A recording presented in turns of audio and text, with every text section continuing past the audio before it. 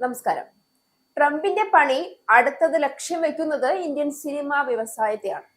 Indian cinema മേഖലയിൽ പണി തരാനുള്ള ശ്രമങ്ങൾ ട്രംപ് അണിയറയിൽ തുടങ്ങിക്കഴിഞ്ഞു. ഇന്ത്യൻ സിനിമാ വ്യവസായത്തിന്റെ കൂടി പിച്ചച്ചട്ടിയെടുപ്പിക്കാനും പുതിയ സിനിമകൾക്ക് വലിയ തുക കണ്ടെത്താനും നിർമ്മാതാക്കളും അണിയറ പ്രവർത്തകരും ഇതോടെ ശ്രമിക്കേണ്ടി വരും. വിദേശത്ത് നിർമ്മിക്കുന്ന സിനിമകൾക്ക് 100% താരിഫ് ചുമത്താൻ America. President Donald Trump social media വഴി ഇക്കാര്യം സ്ഥിരീകരിച്ചു. ഇന്ത്യൻ സിനിമകൾക്ക് ഉൾപ്പെടെ തിരിച്ചടിയാകുന്ന വലിയ നീക്കമാണ്.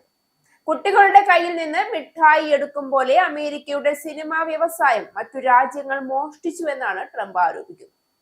വിദേശ സിനിമകളെ നിയന്ത്രിക്കാൻ ട്രംപ് നേരത്തെ ശ്രമം നടത്തിയിരുന്നു. വിദേശത്ത് നിർമ്മിക്കുന്ന സിനിമകൾക്ക് അമേരിക്ക ഉയർന്ന ചുങ്കം ചുമത്തുമെന്ന് നേരത്തെ മാധ്യമങ്ങൾ വാർത്ത നൽകുകയും ചെയ്തിരുന്നു. കഴിഞ്ഞ മെയ് മാസത്തിൽ ട്രംപ് ഇക്കാര്യം സൂചിപ്പിച്ചതോടെയാണ് വാർത്തകൾ നിറഞ്ഞത്.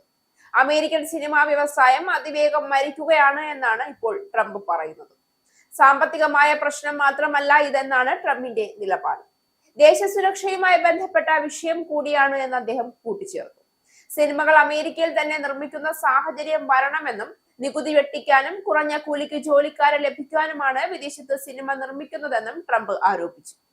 അതിനു പകരം സിനിമാ സ്റ്റുഡിയോകൾ അമേരിക്കയിൽ തന്നെ പ്രവർത്തിക്കുന്ന സാഹചര്യം വേണമെന്നും ട്രംപ് ചൂണ്ടിക്കാണിക്കുന്നു. എന്നാൽ ട്രംപിന്റെ നീക്കം ഹോളിവുഡിന് ഗുണത്തെക്കാളേറെ ദോഷമാണ് വരുത്തുക എന്നാണ് ഈ രംഗത്തെ വിദഗ്ധർ അഭിപ്രായപ്പെടുന്നത്. ചെലവ് കുറയ്ക്കാൻ വേണ്ടി ഡിസ്നെയും പാരാമൗണ്ടും വാർണർ ബ്രോസും എല്ലാം അമേരിക്കയ്ക്ക് പുറത്താണ് സിനിമ നിർമ്മിക്കുന്നത്. കോവിഡിന് ശേഷം സിനിമാ മേഖല കടുത്ത വെല്ലുവിളി നേരിടുന്നുണ്ട്. സാമ്പത്തിക ആശ്വാസം ലഭിക്കുമെന്നതിനാലാണ് അമേരിക്കയ്ക്ക് പുറത്ത് സിനിമകൾ നിർമ്മിക്കുന്നത്. ട്രംപിന്റെ നീക്കം ഈ മേഖലയ്ക്ക് അധിക ചെലവ് വരുത്തിവെക്കും. ലോകത്തെ രണ്ടാമത്തെ സിനിമാ വിപണിയാണ് ചൈന. അതുകൊണ്ട് തന്നെ ചൈനയ്ക്കാകും വലിയ തിരിച്ചടി. താരതമ്യേനയുള്ള തിരിച്ചടി ഇന്ത്യൻ സിനിമകളും നേരിടേണ്ടി വരും. ട്രംപിന്റെ പുതിയ പ്രസ്താവന വന്നതോടെ വിനോദ കമ്പനികളുടെ ഓഹരികൾ കുത്തനെ ഇടിയാൻ തുടങ്ങി. നെറ്റ്ഫ്ലിക്സ് 1.4% താഴ്ന്നു. വാർണർ ബ്രോസ് ഡിസ്കവറി 0.6% താഴ്ന്നു എന്ന് റോയിട്ടേഴ്സ് റിപ്പോർട്ട് ചെയ്തു.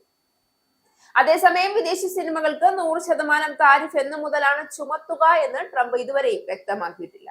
നീക്കങ്ങൾ തുടങ്ങി എന്ന് മാത്രമാണ് ട്രംപിന്റെ പ്രതികരണത്തിൽ നിന്ന് വ്യക്തമാകുന്നത്. പ്രമുഖ സിനിമാ നിർമ്മാണ കമ്പനികളും വിഷയത്തിൽ ഇതുവരെ പ്രതികരിച്ചിട്ടില്ല.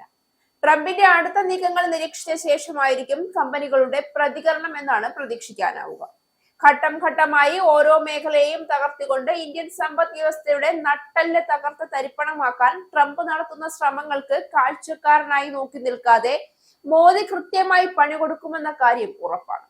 ആത്മാഭിമാനം പണയം വെച്ചുകൊണ്ട് ട്രംപിന് അടിമപ്പെടാതെ ഇന്ത്യൻ സമ്പദ് വ്യവസ്ഥയെ ഉന്നമനത്തിലേക്ക് എത്തിക്കാൻ മോദിക്ക് കഴിയുമെന്ന ശുഭാപ്തി വിശ്വാസം ഇന്ത്യൻ ജനതയ്ക്കുള്ളിടത്തോളം ഇന്ത്യയുടെ കെട്ടുറപ്പിൽ തൊടാൻ പോലും ട്രംപ് ഭയക്കും. ഇസ്രായേലിന്റെ 5 സൈനിക താവളങ്ങളിൽ കനത്ത നാശനഷ്ടം. മോദി വെളിപ്പെടുത്തുന്ന ഇന്ത്യയുടെ വികസനത്തിന്റെ മയക്കുമരുന്ന് വിൽപ്പനയ്ക്കെതിരെ ശക്തമായ നടപടിയെടുത്ത് ഷാർജ പോലീസ്.